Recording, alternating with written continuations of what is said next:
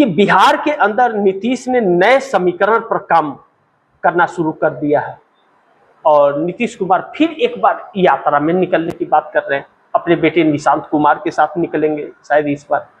और नीतीश कुमार की पार्टी में उत्तराधिकारी की भी तलाश शुरू हो गई है। क्या निशांत कुमार उत्तराधिकारी बनेंगे या संजय झा बनेंगे या फिर ललन सिंह बनेंगे।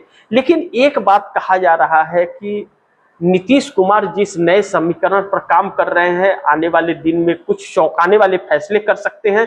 लेकिन बिहार एनडीए में भाजपा और जेडीयू में टकराव लगातार बढ़ रहा है।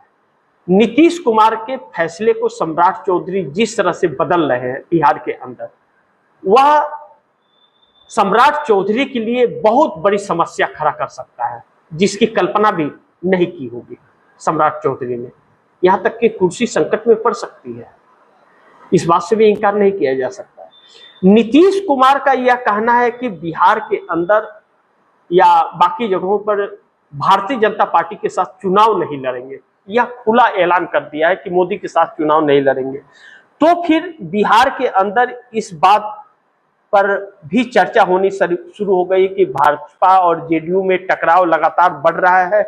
85 एमएलए 12 सांसद नीतीश कुमार के जो हैं वह कंफ्यूज हो गए हैं। कंफ्यूज इसलिए हो गए हैं कि नीतीश कुमार हाँ या ना नहीं कर रहे हैं, साथ रहना है भाजपा के या साथ नहीं रहना है। या पहली जो है ना वह आपस में विद्रोह करा रही है। न तो भाजपा के खिलाफ कुछ बढ़ चढ़ करके बोल पा रहे हैं, न तो छात्र आंदोलन को सपोर्ट कर पा रहे हैं, ना तो अपने ही लोगों के सवालों का जवाब दे पा रहे हैं। ऐसे में यह जो कंफ्यूजन है वह जेडीयू के अंदर बहुत बड़ा नुकसानदायक भी हो सकता है, जो नीतीश कुमार के लिए संकट पैदा कर सकता है।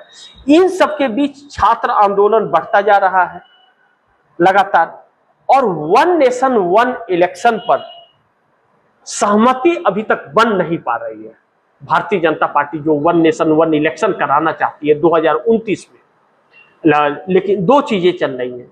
एक, या तो फिर मध्यवर्ती चुनाव में जाए, 2027 विधानसभा चुनाव 5-7 राज्यों के होने उसके साथ, या फिर 2029 में वन नेशन वन इलेक्शन करा ले। तो भारतीय जनता पार्टी डिलिमिटेशन के साथ वन नेशन कराना चाहती है।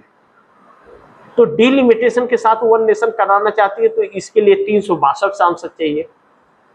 292 साथ जुट नहीं पा रहे हैं, तब तक 362 की बात कर रही है। तो फिर एक बार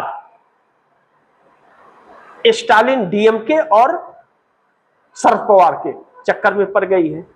अब भारतीय जनता पार्टी चूंकि इतना बैकफुट पर आ गई है कि वह इंडिया गठबंधन के कुछ लोगों को साथ लाकर और कोई बड़ा बिल पास करके इस देश को चौंकाना चाहती है और खबरों को डाइवर्ट करना चाहती है। लेकिन जिसे जाना है उसे तो कोई रोक नहीं पाएगा, और है तो टोटल 543 ही। तो कांग्रेस ने यह ठान लिया है कि अब भारतीय जनता पार्टी की दो चालें हैं। एक कि उत्तर प्रदेश चुनाव को लेकर के डिलिमिटेशन अगर होता है तो 80 सीटें जो हैं वह 80 सीटें 120 सीटों में तब्दील हो जाएगी। तो 1.5 गुना हो जाएगा ना 120।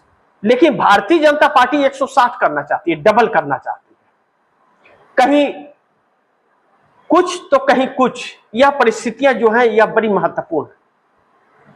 और 50% अगर बढ़ाती है, सबका शेड्यूल एक ही रहता है, तो 120 सीटें होंगी।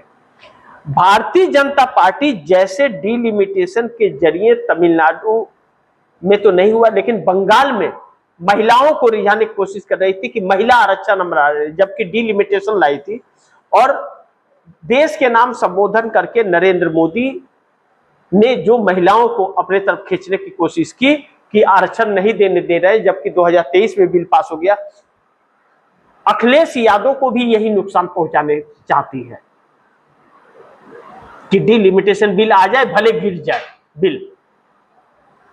यह चाल चल रही है। लेकिन जिस तरह से लोग भारतीय जनता पार्टी को समझ गए हैं और इसकी चाल को समझ गए, अब इसके साथ जाने को तैयार नहीं है। लेकिन स्टालिन और शरद पवार पर भरोसा नहीं कर सकते कि यह नहीं जाएंगे, जा भी सकते हैं क्योंकि यह लोग पैसे पे बिक रहे हैं, इस तरह की चर्चा चल रही है।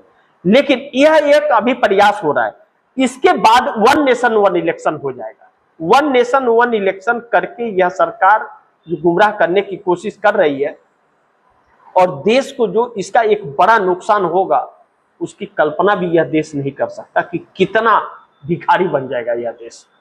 क्योंकि फिर जो सांसद बढ़ेंगे उनके लिए मकान बनाना, उनकी सैलरी, उनकी फंडिंग, उनके खर्चे सब इस देश की जनता से ही खींचे जाएंगे और इस देश की जनता खुद भूखमरी की कगार पर है। देश को शिक्षा देने के लिए पैसे नहीं है, महंगाई कम करने के लिए हैसियत नहीं है सरकार की, फैसिलिटियां पूरा करने के लिए सुख सुविधाएं नहीं है, रोजगार देने के लिए नहीं है, लेकिन लोकसभा का खर्चा बढ़ाने के लिए तैयार है क्योंकि यह अपने चक्कर में पड़ी हुई है, अपनी सत्ता के चक्कर में। तो देश को यह भी ध्यान रखना चाहिए